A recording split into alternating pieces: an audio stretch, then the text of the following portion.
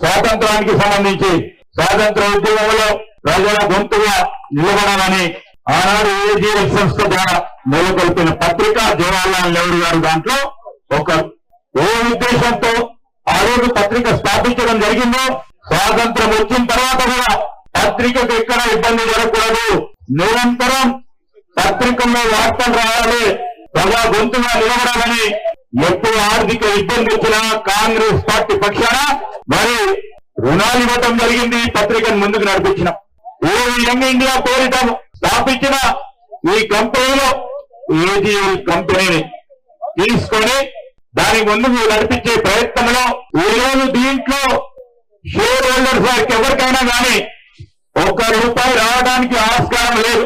దాంట్లో ఉన్న ఆస్తిని అమ్మకానికి హక్కు లేదు, లాభాలు లేవు. దాంట్లో ఆ తరుణంలో వీరు పెట్టిన కేసు ఏముంది, మనీ లాండరింగ్ అంటా ఉన్నారు. ఇక్కడ చాలా మంది మా అడ్వకేట్స్ గారు ఉన్నారు.